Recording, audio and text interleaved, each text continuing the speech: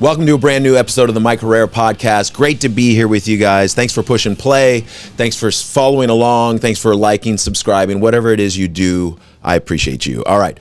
My guest this week is Ryan Holiday. He's a friend of mine. We weren't really planning to do this podcast. It kind of just happened.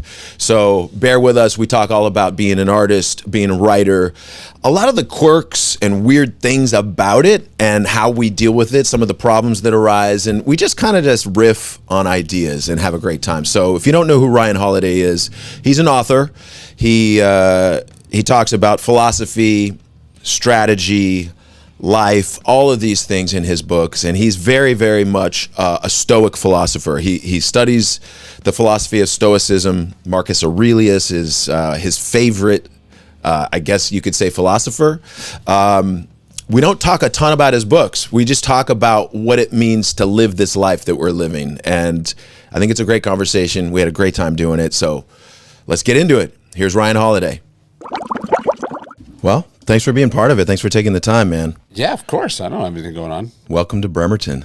Yeah, I've never been. Yeah, first time. What did you think it was going to be like? Be gentle. No. I guess I thought it would be grittier.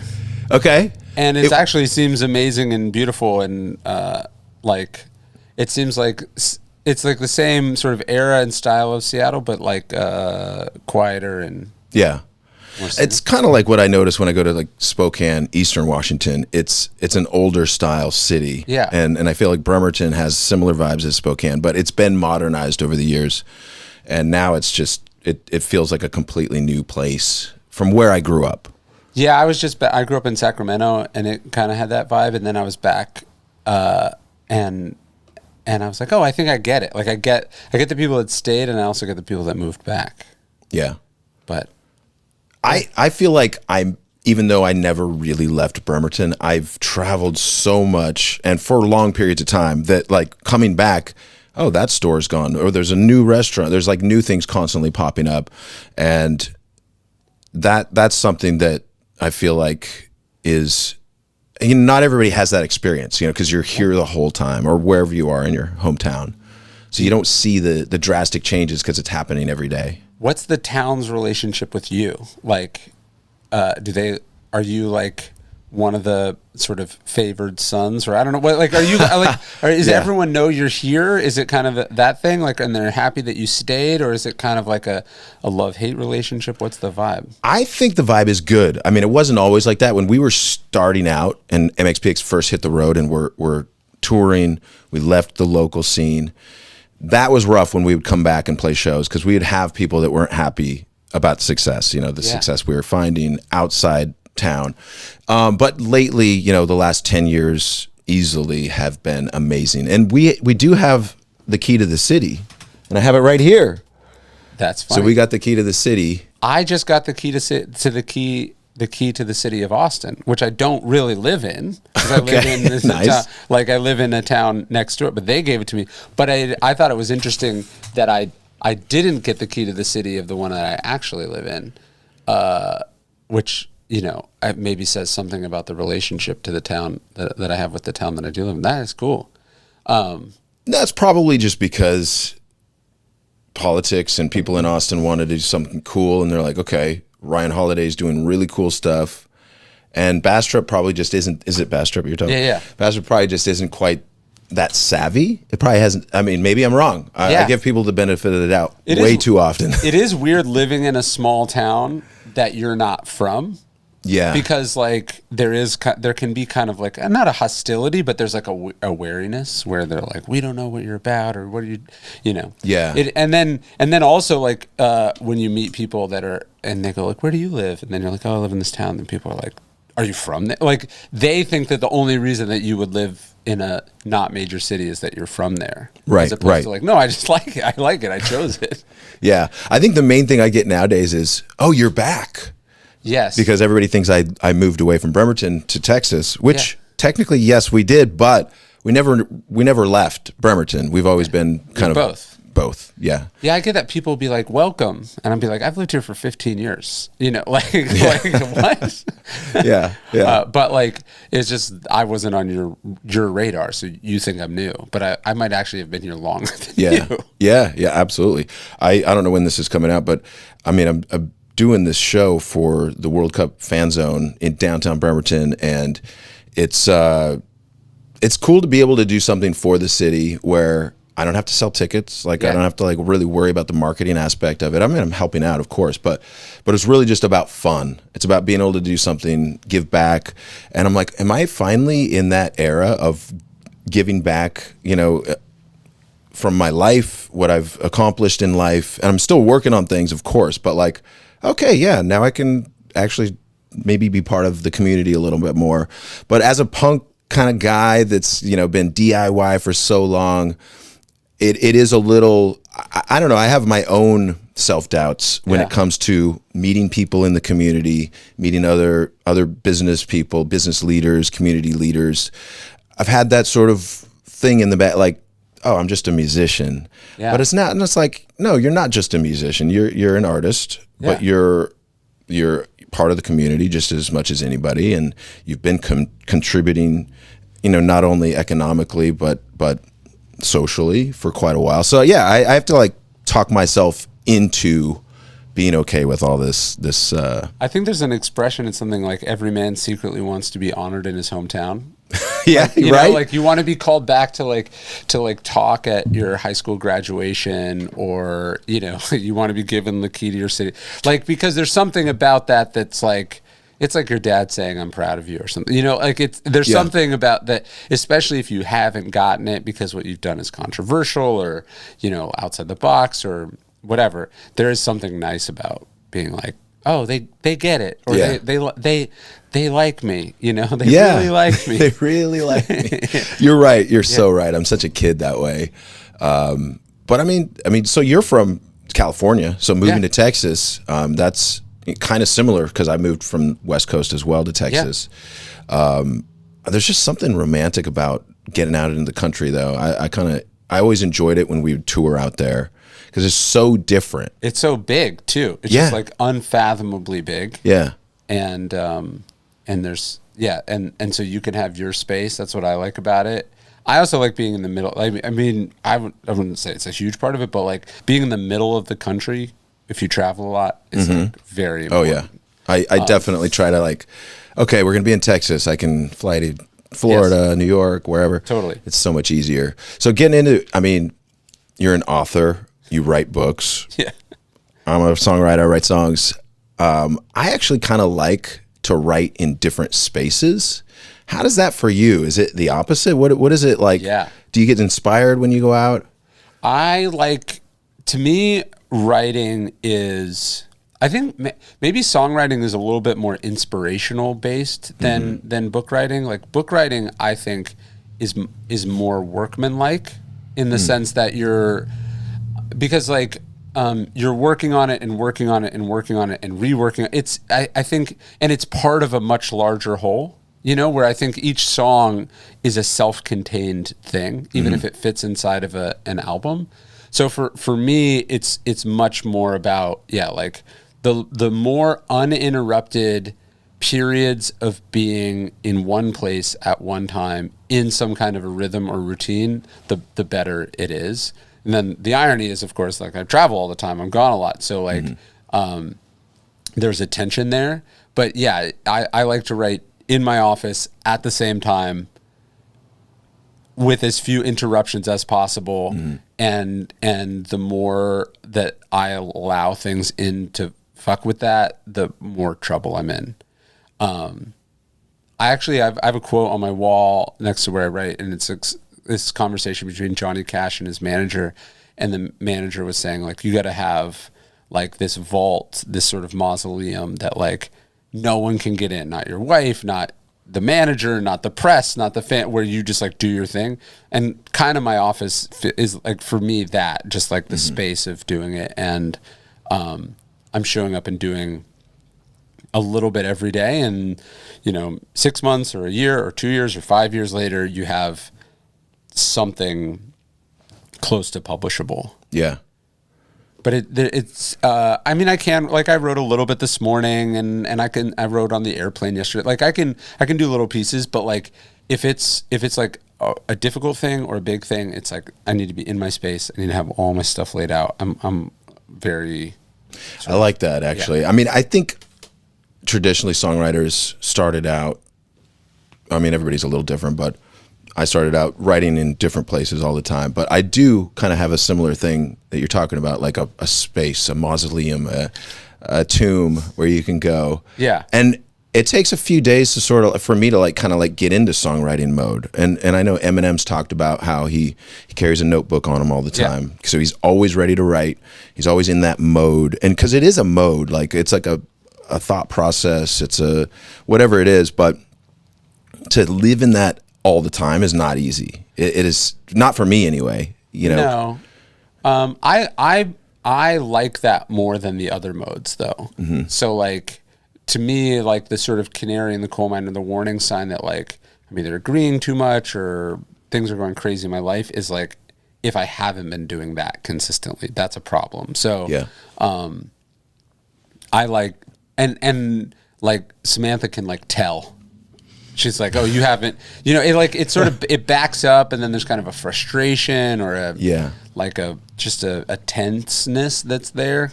So yeah, I think. There's definitely moments where I'm like, oh, like something hits me and I'm writing it down, or I'm writing down paper, like it strikes. But like for me, I have to show up to work. I have to show up to work at the office, mm-hmm. and that's like where the most of it comes in. A lot of artists kind of have that tension, that whatever it is that bothers them, and they need to, whatever it is, do something to get that free and clear of their day. Sometimes it's just straight up writing, right? Just getting it out. So for some people, it'd be as simple as having a cup of coffee, right? Yeah.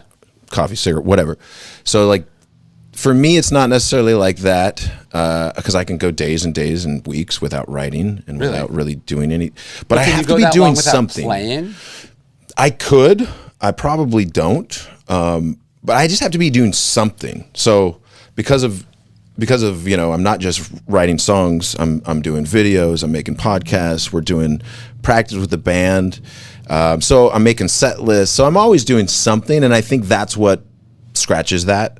And same thing. My wife will be like, "You probably need to go to the studio. She doesn't say dysregulated, but it's something similar to what kids get. No, that I feel the same with running. Like if I'm not running or swimming and then walks, like I have these things that I do that get me to even, where I'm like a somewhat functioning human being, and if I don't, I'm just like a mess to be around. But I would be curious. I actually have two questions there. So for you, because unlike what I do, like there's another form of expressing, like there's writing and then there's playing music, mm-hmm. and there's not really an equivalent of that, I guess, for like an author or a journalist or whatever. Like reading is not really the same as doing it, mm-hmm. but is playing creatively fulfilling and cathartic for you as a musician, or it's writing is its own distinct? I mean, they're definitely distinct. But I think playing is the closest thing an author would have would be if you're doing talks, right? Yeah. You're in front of an audience and you get that tension. You get that tension of, I might screw this up. Yeah. That's something you don't get writing a book maybe. And in the same way, there's probably like pressure, but it's a different kind of pressure. It's low stakes. Yeah. Because you can always, okay, I'm going to rewrite that chapter because I didn't. So in the same way, making a record, I can redo the vocal. Hey, I didn't sing that good or good enough. You know, I didn't believe myself. And that's very important to me, is like believing what I'm saying, mm-hmm. and sounding like I'm actually believing what I'm saying. You don't have to actually mm-hmm. believe it, I guess, but you got to sound like you believe it. But, and then when you're playing live, the tension, the fact that I could screw this up. And then two, there's these people that probably like me, but then there's other people that don't even know. You know, this is all these thoughts that probably go through your head. They go through my head probably in a way that I'm not necessarily thinking about consciously, but it's there. And I use that energy, and I use the nervousness almost to perform. Yeah. Like it gives me energy.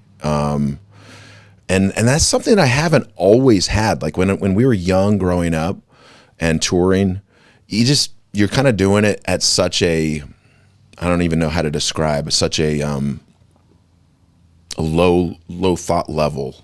Like, cause we were just kids. Like, so everything was just like, what is happening? We're pushing, one moment we're in the van, the next moment we've broken down on the side of the road and we're pushing the van, and then we're back on the road and we get to the gig and we're late. So you set up. And so everything was just like, you don't know what's happening. Right. Yeah. And once you do that for years and years and years, things change. Now it's like, okay, now I need to be nervous about the actual show because I've kind of figured out how to get to the show. Although we've talked about our flight troubles and travel trouble, it still happens no matter what level you're at. But I think it's kind of weird that I got more nervous as we got bigger and bigger, and the travel thing was kind of taken care of. We weren't going to break down quite as much, and there was less to think about in that way and more to think about. Each show is so important. Like, that person that's watching us in this town may never see us again. And I want them to have a good impression of what we're doing. Yeah. And I thought about that every single show we did. And we've done thousands of shows. So it's just like, no wonder my brain's tired after a while. Just constant. Well, I was thinking about, I used to think that, like, and writers talk about this, like, how many words a day do you write? And that's like sort of how they measured. And then I heard this great rule that was like just a couple crappy pages a day. Like, so it was like lowering the stakes, like as long as you put in the time, and they could suck, but you have to do them. Mm-hmm. And then now I've kind of changed it where it's like, I just have to make a contribution every day. So sometimes that can be adding words, like a lot of words, and sometimes it can be like taking away words. Mm-hmm. Like on the plane here, I was like, okay, all I have to do is, there was this paragraph that I'd been sort of working on. I was like, okay, I don't have to write. I have to tighten some things up here. So I was like, as long as I open it up and I work on that, I've taken this lost travel day, mm-hmm. and it's like somewhat productive. I think about it as like am I making some kind of contribution a day? And if I'm doing that every day, that adds up in a big way. That's helped me regulate a little bit, regulate my things that I used for regulation, because then I'm not like, I'm not like, oh, if I don't get here by this time and do this amount, then it's a problem. Mm-hmm. It's like a very achievable, but still as a whole, significant contribution. That's kind of how I think about it day to day. Do you kind of just think like, hey, as long as I'm doing something every day, I'm doing my job? Yeah, I have that. I don't know if we call it punk rock guilt, but it's also just guilt of like not doing enough, and I think a lot of people these days, with the society we live in, the go society, is we all have that in some way. So it's not just artists, but I do have that overall guilt of like, if I'm just hanging out with the family, I should be working. But it's like, no. This is, hanging out with the family is actually great. No matter what you're doing, just be with your people. And so I do have to tell myself that, remind myself over and over, because I know that there's plenty of times where I'll spend hours on editing a video that will never even get released. Yeah. But I'm just doing it at who knows why I start doing it, and then I realize, I'm just wasting my time, but I can't stop. Like, it's kind of fun. So I just let myself do that kind of stuff. I just can't, because I'm not working for somebody else, I let it go. If I was working for somebody else, I'd probably feel more guilty, like wasting time. But there's so much of what I do that I feel like doesn't actually lead to an actual finish, but there's other things that do get finished, and sometimes you don't know what it is you need to be doing, right? Like, I'm my own boss, so you wake up to some days and you're just like, I know I need to be doing something and I can't even remember. I'm not as good as you about putting it in the calendar all the time. Yeah. Like, when I have an appointment with somebody, I'll put it in the calendar, sure. But aside from that, if it's just my own work, it could be random. And so when you're doing, you're just contributing something every day, you're not necessarily scheduling when to take away from this paragraph or this chapter, but you know it needs to be done in the back of your head. And so until that happens, it's kind of floating around back there. That's my whole work ethic, is things floating around until they like, oh, let's work on that. And then, of course, when there's an actual event happening, Warped Tour, we're playing all the Warped Tours coming up all summer. Yeah, I'll be on. That's my main focus, is what's the actual thing coming up. Yeah, you're like, I'm performing tonight. That's my job. I don't That's actually. the main. I try to go look, my job is to get from point A to point B today. Like literally, I have to try so I can do this thing tomorrow. I don't need to if I get other stuff done, that's great, but I don't need to feel guilty. Like that's my job today, is just to, successfully make it to the airport. Yeah. Or whatever. Or my job today is to get these documents printed that I need to go over. But everything else is extra. As long as I do this baseline thing, everything else is extra. And then I think what you find is that you get a lot of the extra done a lot, and you don't have that sort of guilt and self-loathing and frustration and stuff. Yeah, some of the best days are the super busy days where you haven't even had time to look at your phone. You're just one thing after the other, and you realize, wow, we accomplished a lot. Yeah. When you can actually plan it and do it and make it happen. And that happens with bands, obviously when we're recording, but when we're doing music videos or photo shoots, there's just things that you do, but you don't do every day of your life. Yeah. It's just, you got to do it for the project you're working on. And so that's when I feel the most accomplished. It's when we do the big things. And being a musician strikes me as hard though, because you're dependent on other people in some way who are also their own boss. Yeah. I can't handle, I'm not a collaboratively minded person, in the sense that I don't like coordinating with other people's schedules. That strikes me as hard. Or it's that is hard, especially with musicians. Because I was supposed to, I've ghostwritten a couple books, and different times there's been musician themed projects, and it's just the weird schedules and the march to their own beat thing. I'm I can't live like this, guys. Yeah. I can't meet you at the studio at midnight. Just I already had a full day, guys. Was there one guy that wanted to meet at the studio at midnight? Oh yeah, I was supposed to do this book with Birdman and Slim, the founders of Cash Money Records. And I got 5 on it. Yeah, it was a surreal but yeah, they would ask me to meet at 11 or 12 at night, and then they would get there at 1 or 2, so I was I can't, this is insane. I can't live like this. I'm not a suit in that I don't ever dress up, but I keep regular person hours. I can't, that part of the musician, that's a rap comedy thing. life, I can't do. That's a hip hop thing, I think, for the most part, because I don't know. I mean, maybe back in the day, some of the rock guys, some would go late like that. But I mean, I think for the most part, rock and punk rock bands, we start at a normal time, noon, maybe 11. And then we go all day till midnight or 1 or 2 in the morning. And there's been sessions where we've been up all night, and you start going a little crazy after a while. So I'm just wondering what and I've heard this about other hip hop acts showing up at 1 a.m., 2 a.m., 3 a.m. What are they doing during the day? Are they at the club before that? How are they staying awake, and when do they take naps? When does Wiz Khalifa take a nap? Well, it is funny too, because hip hop, it's funny. A lot of the lyrics and stuff are about the grind and the work and whatever. And I was guys, from what I see, you're starting work at midnight. You're playing video games for 2 hours. It's not that. It's just actually wildly inefficient. You're working at 3 a.m. by choice. It's not like you started at 9 and you're still working at 3 a.m. You just turned your schedule upside down. But yeah, I can't. I don't know. I think. It's been interesting because I'm kind of on this tour now, and I've been doing more things at theaters or venues, and it's what's new for me about it is that I don't typically work at night. Most corporate things or conferences are in the middle of the day or actually front loaded towards the morning. Mm-hmm. So it was weird. I did a European tour, and I try to take the family when I can, because I don't like being gone for long periods of time. And it was weird. There would be my kids would get up at 7 and we'd do all this stuff, and then be oh, now I have to go do the hardest part of my day at 8 o'clock. I wasn't even remotely set up for a schedule like that. But I think for comedians and musicians, part of it, Although, yeah, it's definitely worse in hip hop because there's like this sort of club culture after.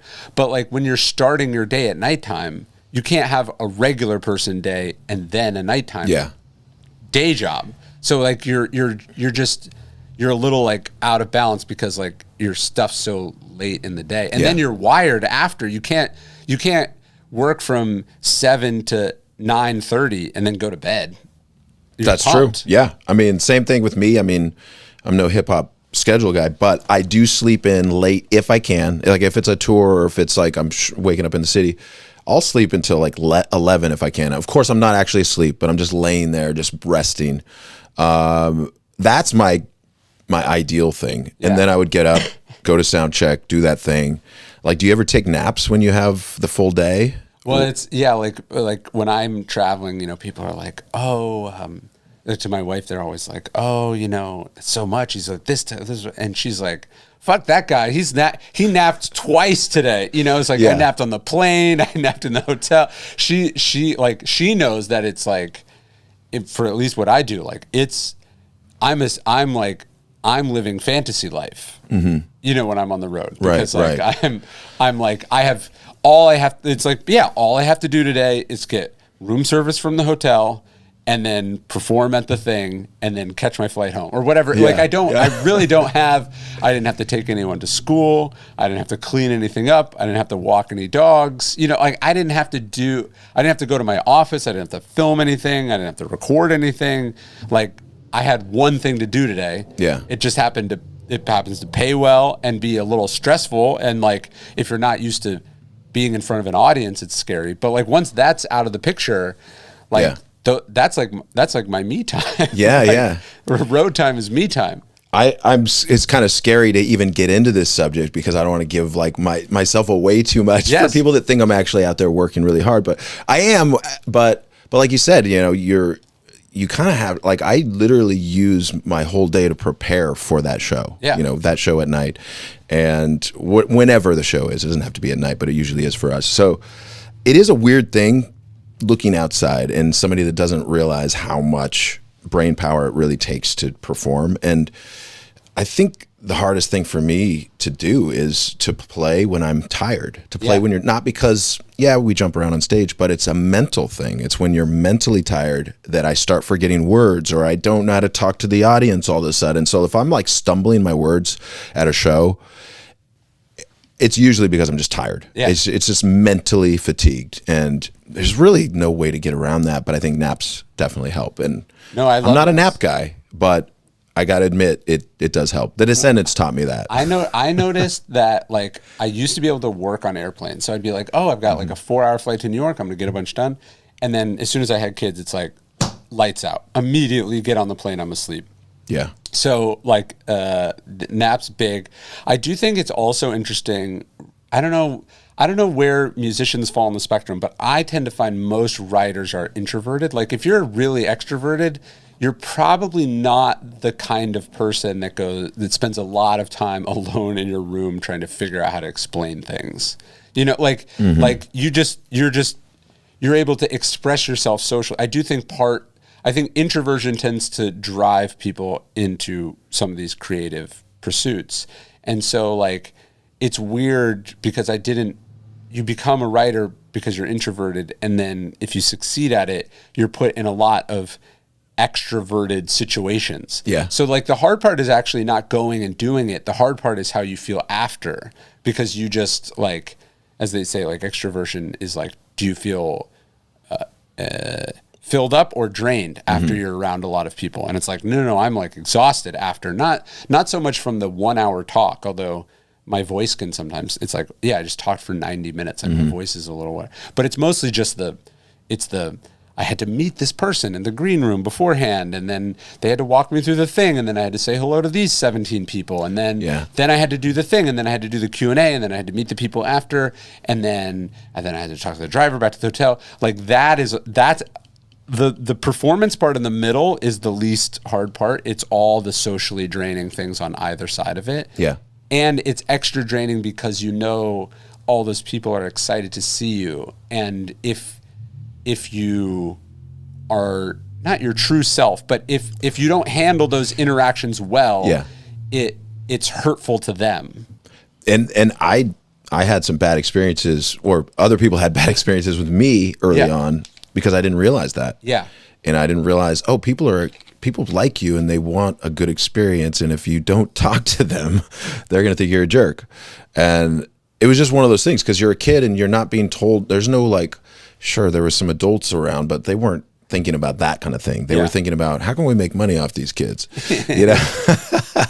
But, you know, it is interesting how in life you learn things just by screwing up constantly. And we definitely did that. You know, at one point we actually got like interview lessons. Did you ever hear about that? Like media lesson, media training. Yeah, I guess that would be the correct thing. You know, we took some media training at one point, because I mean, I would be doing interviews and I'd be talking like this. I'd be like, yeah, answering questions and not realizing, hey, people are watching you on a TV. Yeah. Speak clearly, raise your head up, and like things like that, you know, I don't think about. I'm not You're not savvy. watching a video of yourself to see how you're doing. Exactly. Either, it's weird. Exactly. Yeah. Yeah. So, I mean, there's people that are definitely more just naturally in tuned with that. Well, I think some people get into music or art or movies or whatever because actually what they want to do are the interviews, right? Like, yeah. You know, right. Like I think I've joked about this before, but I think it's like, I think some people become like car dealers or real estate agents because they want to be in the commercials. Like the whole like that, they wanted the thing that allows them to do the extroverted, like public facing thing. And then there's other people who are into it because they love whatever the specifics of the thing is, and then they understand that that's either a responsibility or a perk or just a part of the job. Mm-hmm. But like, you can definitely tell who's like, oh no, they want to put out the album to do the media about it, and then there's the people who they put out the album and the part they dread about it is like all the media that has to come with the press tour for the actor or whatever. And then I think a lot of people are somewhere in between. But like for me, what I hate about it, I don't hate a strong word, but like for me, it's not so much like the individual draining interviews or whatever. It's more like all of a sudden there's like this big chunk of my day for many days in a row that I have to spend not doing the thing I actually like doing, which is the work. Yeah, absolutely. Yeah, I mean, that's very similar, again, to being an artist. You put out an album, it's like putting out a book.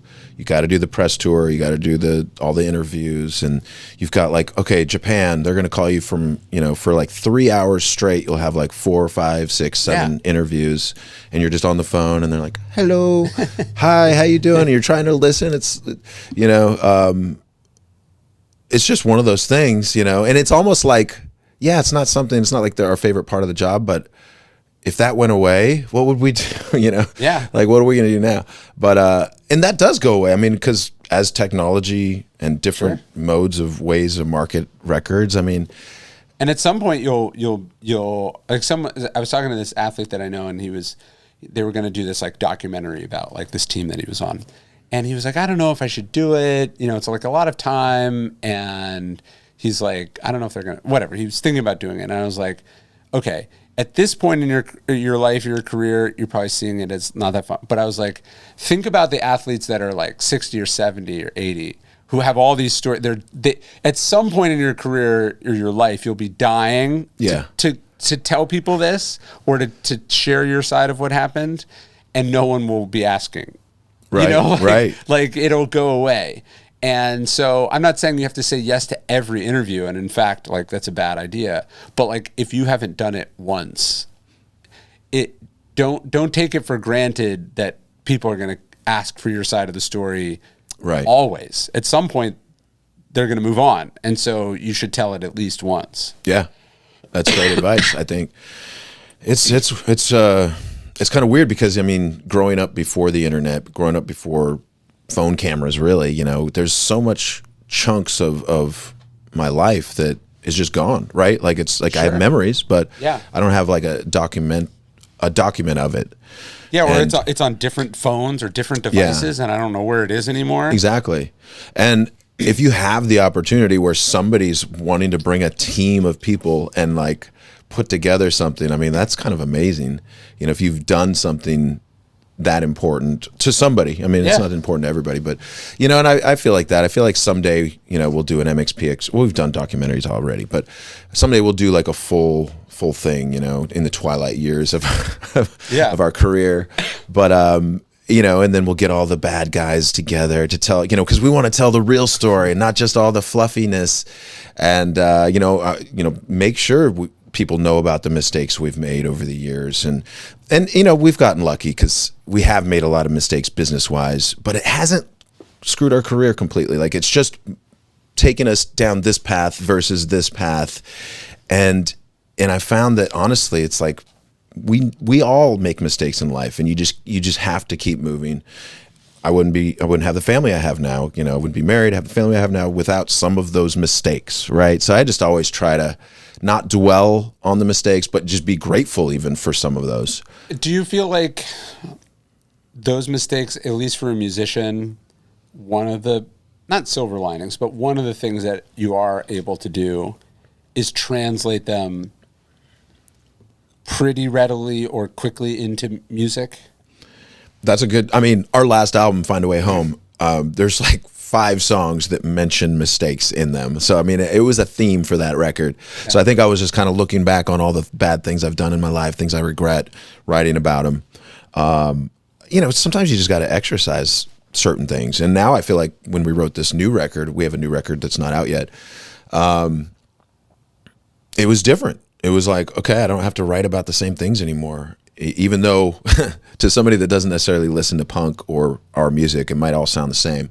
But lyrically, I felt like it was like a new chapter that I opened up, which is cool. Well, you have because you had some record label problems at different points. Don't you have a song about one of those? What's mine is yours. Yes. Yeah, because there's a quote I like from Borges where he's saying that the job of the artist is to take like the worst things that happen to you and transform them into material. That's like the gift and the opportunity of the profession. And I remember reading that, and that was not that long after that song came on my Spotify, and I was like, oh, that's an example of that. And I think that's also why when artists get so successful and they're just loaded, money, everything's good, the new music they write isn't as interesting. Yeah. And I don't know, I mean, there's always exceptions to that, of course, but like, it does seem true that once you're very comfortable in life, you might still write a good song, but it ain't going to be about the same struggles that you had before. And so it makes it harder to relate to your audience. Maybe that's why people do end up shooting themselves in the foot, you know, on purpose or subconsciously. Or live, like, chaotic lives, is that it's somewhat artistically stimulating. Yeah. It gives them more material. Whether they're complaining about it all the time, but if they didn't have something to complain about, what would they do, right? Yeah. It's like when you solve a problem in your life, there's usually a new problem that arises. Yeah. But if you don't solve that problem stays the main problem.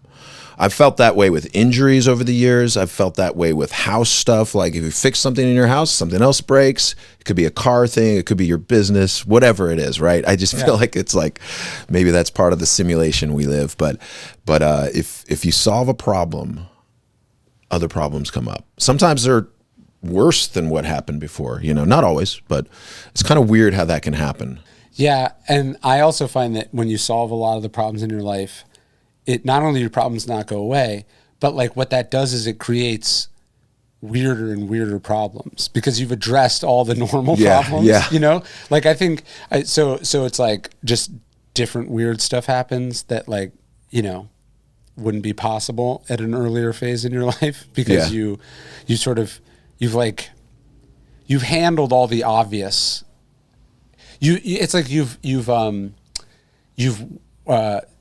like water sealed all the obvious places, and so now water's suddenly coming in from the chimney or whatever. You're like, where, how? Right. Well, it's like it can't go anywhere else, you know?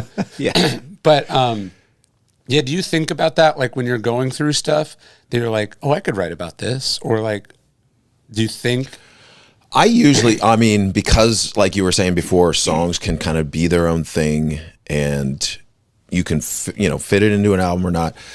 I honestly come up with song ideas just on their own. Like if it's like a catchy line, a catchy top line, a title, a first line. Most of my songs just start with a first line, and then I just go from there. And I don't know what the song's about. First line of the song is where you start with? Yeah. Interesting. Yeah, just first line of the song. It's got to be catchy. And sometimes that'll change as I write more. Something will make its way to the top. Like I'll write, if I have a really good handle on the verse, I'll just write all the verses. And if I have no idea what the chorus is going to be yet, I'll just put it off until later and just keep writing more lyrics in the form of the verse.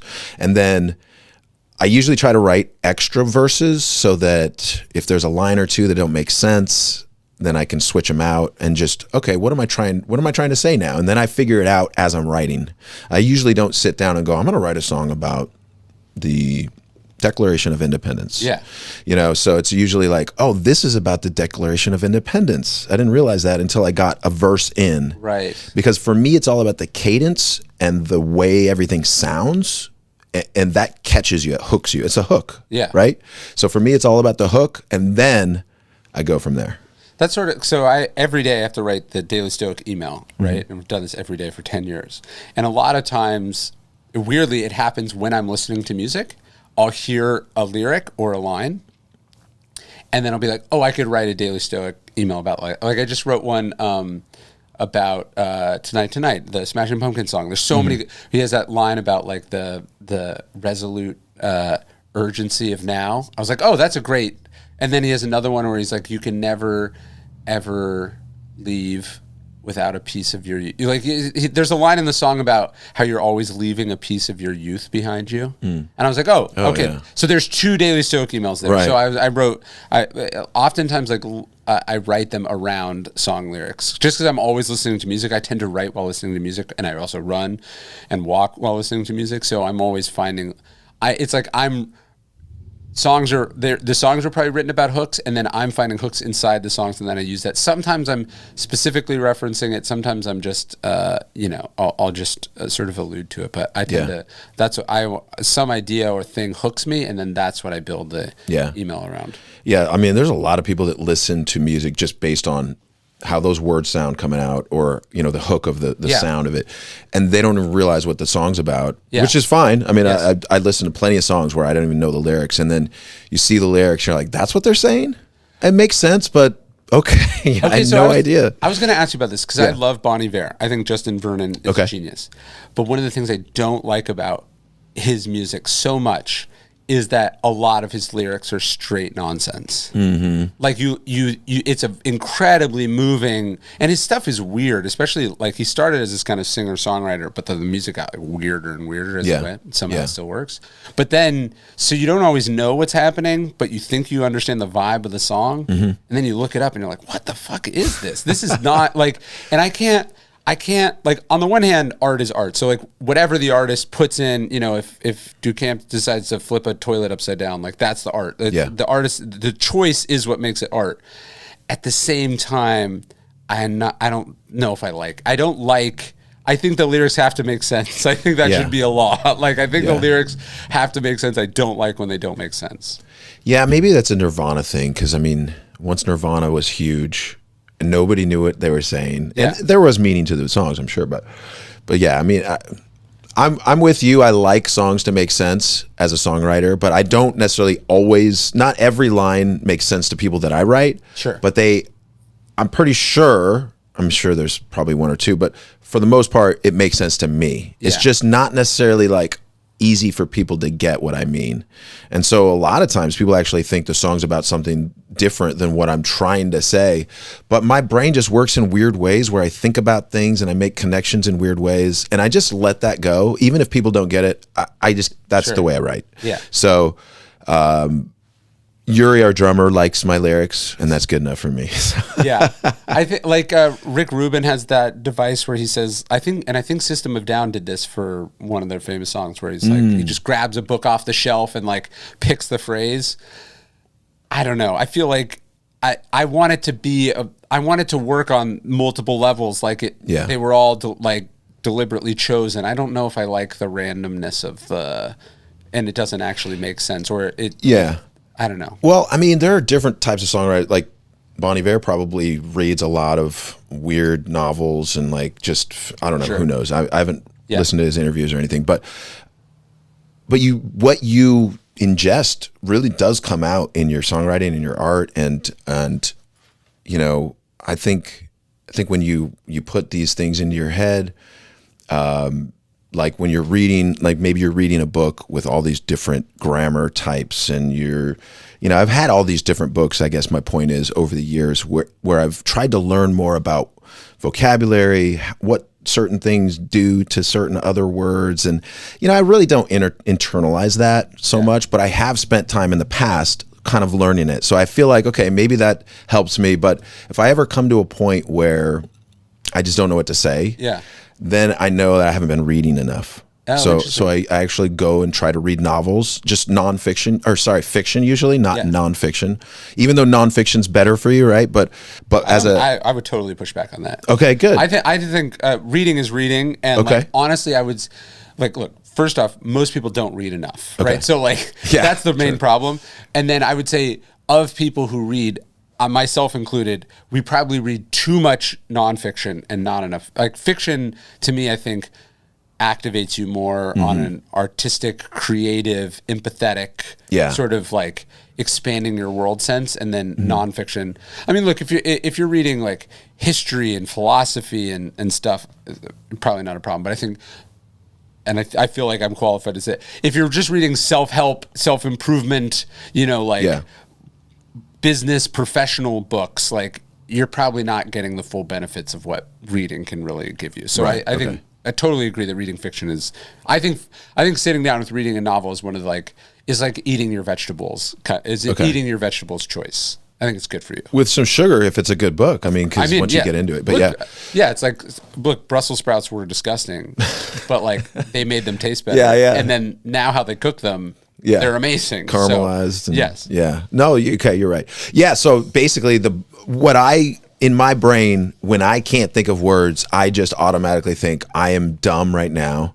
I need to start reading more books. And I will literally just start reading, and it might just jumpstart a word. I'll just read a word that I forgot about. Like, oh yeah, I would never think of that word. That's cool literally what you kind of need, right? Yeah. Like, I used to read a lot of Dean Koontz books. I know he's like a horror novel guy. Mystery horror, dogs that can talk, monsters in the woods, things like that.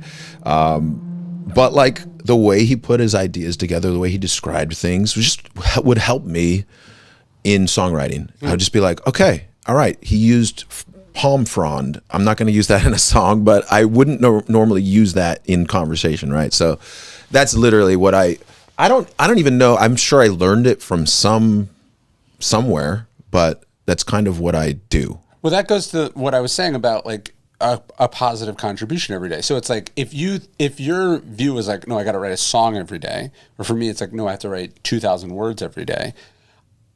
Actually, maybe the best thing that you could do is spend a chunk of tomorrow morning reading a novel. Now that might not feel like you're working, but that could creatively fuel you for several weeks, right? And so absolutely, I have to remind myself that there are different ways to contribute to what you do, and it's not always like the generative part of it. And that like it might be that I need to call someone and just like talk about what I'm working on for a while. And like that just amps me up, and then tomorrow that's really valuable to me. Do non-artists just call people and talk about their work? Because I think artists do that. Yeah, like writers and band people we call each other now and again. And like the other day, some guy I know, he sort of stopped by the bookstore, and usually again the introverted side of things, I'm like, great, now I have to like entertain this person, this kind of interruption. But like we ended up walking, and then I started just talking through like what I was working on, and it actually like unjammed me in a way that I didn't know I was jammed. Like I think Seth Godin has talked about this, where he said nobody gets talker's block, right. And because the stakes are so low, and it's only when you're sitting down to do the thing that you get stuck. And so by just talking about it with this person, I sort of cleared this whole path for like the next couple of days. Yeah, it's like when you're like having an argument with somebody, and then not that this happens often, but like you're like, I should have said that after the fact, right? You're like, I should have done this, I should have said this, all this, and you think of it all after. In the heat of the moment, it's so hard, and that's similar to writing. Is like, man, if we could just record all our thoughts, we would have the best stuff. It's getting out of the heat of the moment that is the beneficial thing, where you're just kind of, it's kind of working up there in the background or whatever. Yeah. Well, Daily Stoic, I mean, that's been huge. You've been doing that. It was a weird surprise. You've written a ton of books. Do you want to tell everybody, or should we talk about the books you've written and then maybe some book recommendations to end it out? I mean, I'm more excited to talk about book recommendations, but yeah, Daily Stoic. I mean, I started Daily Stoic 10 years ago, almost exactly. And it was just supposed to be this email that would go out every day, like a little bit of Stoic thought. And it goes out to 1 million people every day, which is like insane. That's mind blowing. It kind of can screw you up if you think too hard about that. Well, yeah, you can't. So I don't think about it. Like what I sit down and I try to write every week 5 or 6 of the emails, like, or sometimes more. Like sometimes I'll write 15 and sometimes I'll write 0. But I just write. I write the emails constantly, and then somebody takes them from there and edits them, and then they come back to me. I have to record them because there's also a podcast version of it. But like, if I'm thinking is the idea about stakes that we were just talking about, or the moment, like if I have to write tomorrow's Daily Stoic email, that's a problem. One, because like I only have 24 hours to do it, but 2, I'm thinking about like doing the thing in an intentional way, as opposed to, oh, I was listening to this song and it inspired this thing, or I was talking to my wife and this thing happened, or I noticed this passage in a book, and that could, like, if I'm doing it in a low stakes way and I'm doing it constantly, I create a surplus of material. If I'm having to do tomorrow's thing, then I run into problems. So if you, it is about creating. It's a weird thing to think that quantity is a way to get to quality, but quantity is usually a way to get to quality. That makes sense. And it's also a weird thing. Like if you ask somebody, hey, do you want to do something? They're like, yeah. And when do you want to do it? Right now. They're like, no. Yeah. Like it's I'm not ready. You need like a day or two. Like I'll do it on Thursday or whenever. Or if you're like, hey, tell me that joke. And they're like, you know, or like, like, can you, tell me that story? Like if you put pressure on it in the moment, it takes something out of it. And there's something about the sort of, authenticity and the impromptu-ness of it that I think is important. So I'm kind of just always doing it as opposed to like performing for it. And also to go to the point about having kind of a barrier or a mausoleum, like, I have no idea what people think of the email every day. Like like the responses go to an address that I have never once checked, and like the person who does check that, like they know to alert me if there's been like a technical issue of some kind, but like I do not want feedback. Right. Like, because if you're writing a thing for 1 million people every day, if 1% of the people didn't like it, that is an insane amount of negative feedback. Like an incomprehensible amount of. That's insane. Like Tim Ferriss was telling me, he gave me a good way of thinking about it. He's like, okay, if you sold 1 million of something or 10 million of something, and again, think about like, is 100% of people going to like it? Of course not. That would be delusional and entitled to think they were. So let's say 10% of people who have heard you or checked you out or thought about you have a negative first impression or a final impression. How quickly that number becomes like the size of a major US city. Yeah. You know? Yeah. And like a human being is not meant to withstand 100,000 people fucking hating them. Yeah. And so you have to create like some very real boundaries that make you not comprehend what the people who don't like you think. That's very smart. And it's something that's hard to do when you gradually become, like if you gradually just get bigger and bigger, you've been doing it a certain way so long, but now things have changed and you gotta, like we have a tour manager, of course, and but I like to just say hi to people and they're like, hey, no, like we got to get you over here and blah, blah, blah. And it's like a thing. And, it's just, it's hard to be human when that many people are staring at you or looking at what you're reading or what you're doing. Well, maybe you can relate to this. Like, I had to talk to the people who I've been doing. They were like sending me like real time, like daily updates on like ticket sales or something. And I was like, this is not good. This is not constructed. It's not a thing I can affect day to day. And it like the best case scenario is it makes me feel like I'm amazing. Right, like everything's going really well, and then also it's like ka-ching. You're thinking like that's not conducive to being like a normal, like a productive person. And then worst and much more practical or likely scenario is it just makes you feel awful because you're like, dude, you know, like Des Moines, it's gonna be rough, you know, like or whatever, like you know, like numbers not good, like. Has anyone ever heard of you in this city? Like, you know, you don't want, and like, I was just like, I was like, this is information you should be using. And like, maybe if there's a real problem and a continued problem, give me that information and let's constructively do something about it. But like, I don't want to be told about this like on a regular basis. Like, this is not conducive to me doing the actual day-to-dayness of what I have to do, to say nothing of like, my self-esteem / sanity.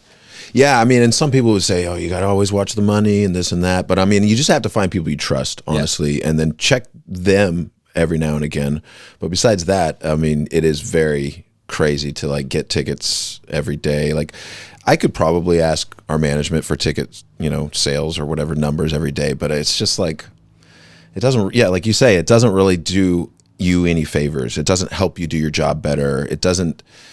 It's like we either need to sell tickets or we don't. Like the exact amount doesn't matter to me. Are we doing well? All right, good. And you're not going to stop doing what you're doing because the tickets sold well. So like the positive information doesn't do anything for you either.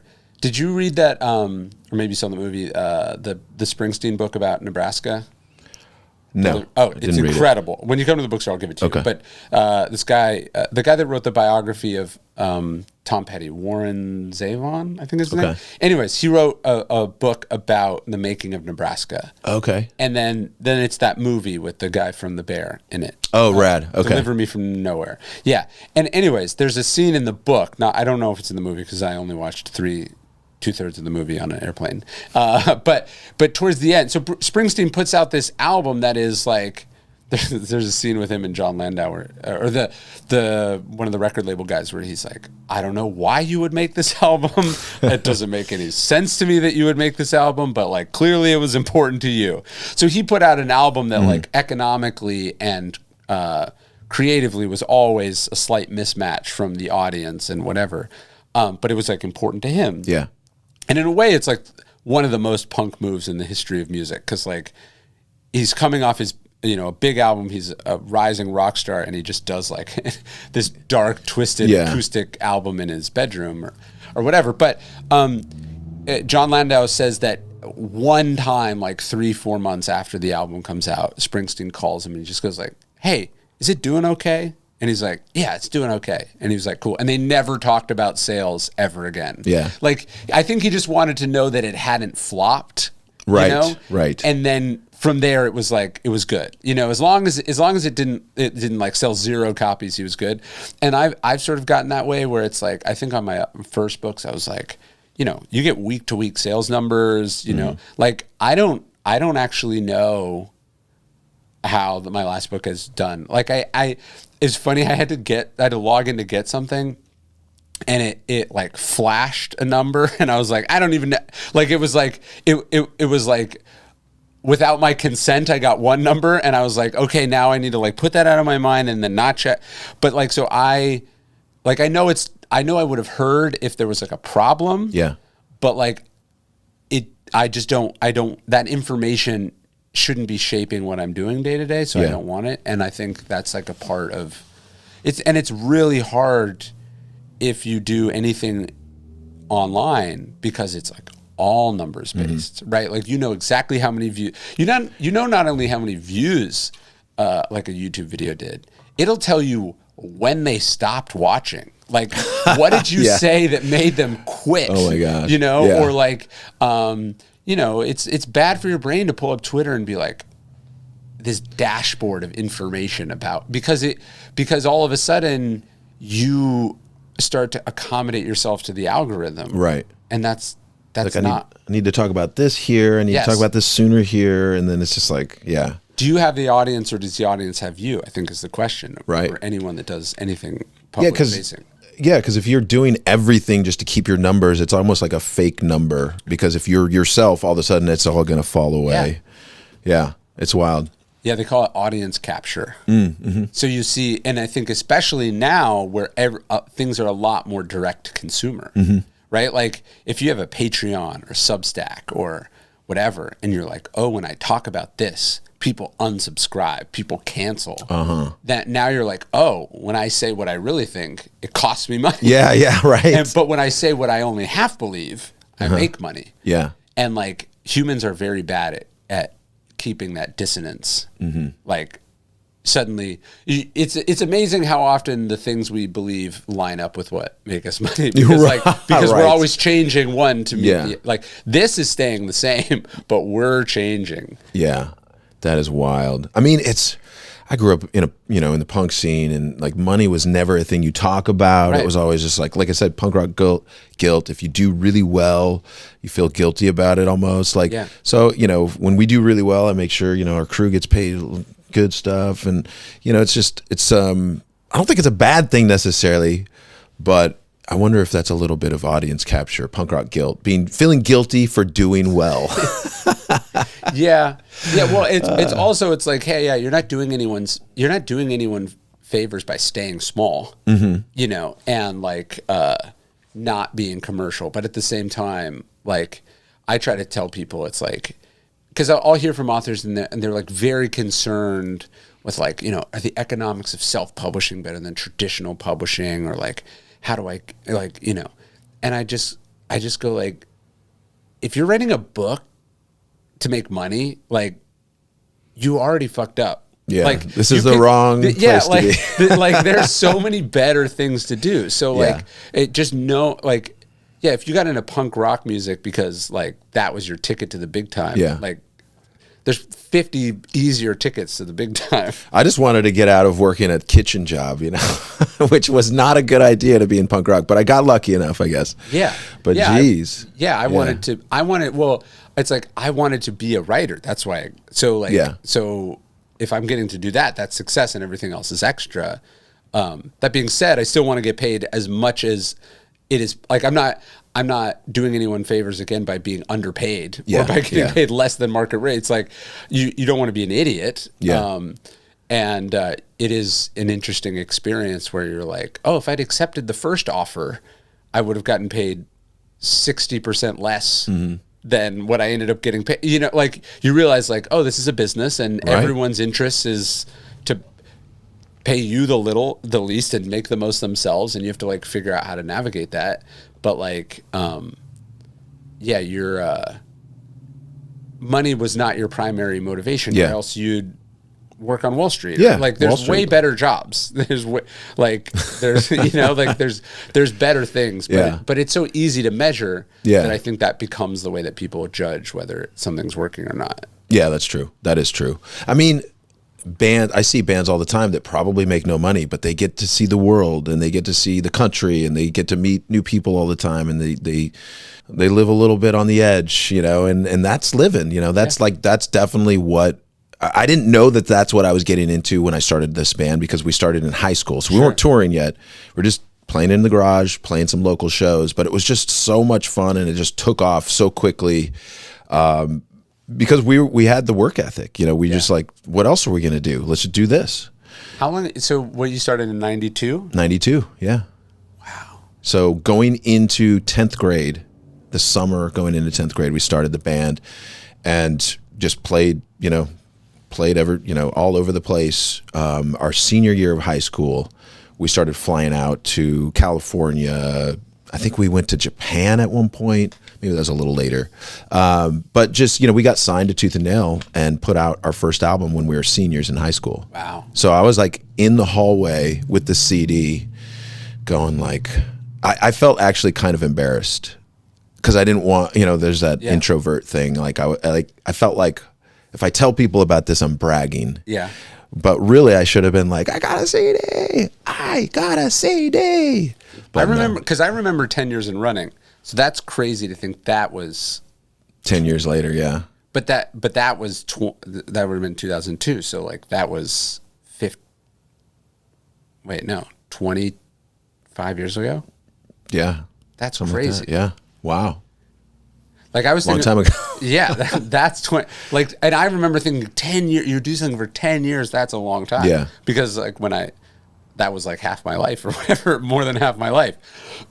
But then, yeah, for you to do, wow. So 40 years is kind of coming up. That's kind of crazy. Well, I mean, 34 years is coming up this year.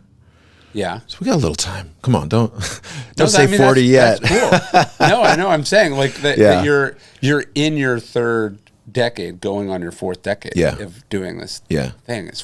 It's wild. Yeah, new album coming later this year, probably end of summer, something like that. And we'll do it all over again. Start doing it. Cool. Well, let's wrap it up. All right, we did it. Thanks so much to my guest Ryan Holiday for being part of this, for taking the time, for sitting down and just shooting the shit. I appreciate that. We had a good time. Make sure you guys follow Ryan at Ryan Holiday, pretty much all of the socials, and then you can find his other thing, Daily Stoic, at Daily Stoic. Tons of followers. He puts out an email every day, so be my guest. Follow along. All right. Appreciate you, Ryan. And if you guys haven't already done so, check out MxPx.com. We've got tour dates. We're on all the Warped Tours coming up. We have Milan, Italy on September 5th for Punkadeka Festival. We have a new song, The Good Days, is out on the Warped Tour compilation CD. Make sure you go get one of those. MxPx.com. That's the place. We got vinyl. We got merchandise. We got all the things you probably didn't know that you want, but you do want. All right. I'm going to leave it at that. Shout out to Bob McKnight and Christine Hall for helping produce this podcast. I appreciate you both. And you know what? We got these My Career Podcast stickers, and I think they're at mxpx.com. So when you order something there, we're going to start putting these stickers into your orders. All right. Thank you so much. Appreciate you. Until next time. Peace.